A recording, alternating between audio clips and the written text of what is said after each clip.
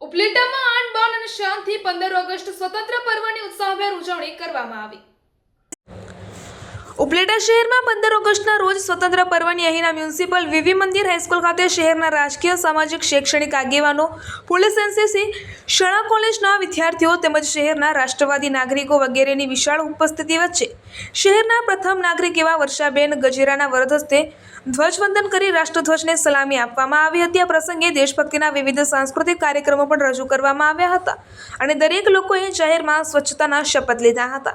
આ પ્રસંગે નગરપાલિકાના ઉપપ્રમુખ જિજ્ઞાબેન જિગ્નેશભાઈ વ્યાસ, કારોબારી ચેરમેન મિત્તલબેન મયુરભાઈ સુવા, બાંધકામ ચેરમેન લાખીબેન મનોજભાઈ નંદાણીયા, જિલ્લા ભાજપના ઉપપ્રમુખ જયેશભાઈ ત્રિવેદી, શહેર ભાજપ પ્રમુખ દીપકભાઈ સુવા, સ્કૂલ બોર્ડના ચેરમેન નિકુલભાઈ ચંદ્રવાડિયા, પૂર્વ નગરપતિ દાનભાઈ ચંદ્રવાડિયા, લક્ષ્મણભાઈ ઘુલ, ભૂપતભાઈ ગજેરા, ચીફ ઓફિસર ઉદય નસીદ સહિત નગરપાલિકાના ચૂંટાયેલા સદસ્યો અને નગરપાલિકાના કર્મચારીઓ, ભાઈઓ બહેનો, યુવાનો વગેરે મોટી સંખ્યામાં ઉપસ્થિત રહ્યા હતા।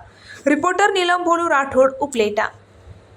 ઉપલેટા નગરપાલિકા પ્રમુખ વર્ષાબેન ગજેરા આજે 15મી ઓગસ્ટના દિવસે 80મો સ્વાતંત્ર્ય દિવસ હોય અને ધ્વજવંદન કરવામાં આવ્યું છે। આજે મારી નગરપાલિકાની સમગ્ર ટીમ, શહેર સંગઠનના પ્રમુખશ્રી હાજર હતા અને દરેક જ્ઞાતિના પ્રમુખશ્રીઓ, ઉપલેટાના આગેવાનો, ભાઈઓ બહેનો, બાળકો, ડૉક્ટરશ્રીઓ, મેડિકલ ભાઈઓ, લેબોરેટરીના ભાઈઓ તથા સમગ્ર ઉપલેટાના આગેવાનોએ આજે ધ્વજવંદનમાં હાજરી આપી છે। તેથી ખૂબ જ આનંદનો અવસર છે આજે અને આજે શહીદોને પણ સલામ આપેલી છે। આજે જેના કોઈના ધણી હોય, કોઈના ભાઈ હોય કે કોઈનો દીકરો હોય, જે 20 વર્ષનો વયોગ્ય હોય અને જે દુઃખ હોય એને આજે આપણે બધાએ ભેગા મળી અને સલામી આપી અને એ દિવસને યાદ કરેલ છે।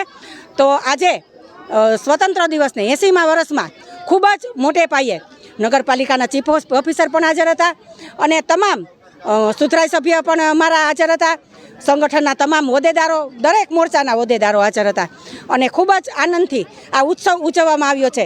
અને આજે અમે જે અમારા સાફ સફાઈના જે કર્મચારી છે એને જે અમારે 9 વોર્ડ છે, જે વોર્ડમાં સાફ સફાઈ સ્વચ્છ જે વધારે વોર્ડમાં હોય તેને 10,000નું ઇનામ પણ આપવામાં આવેલું છે।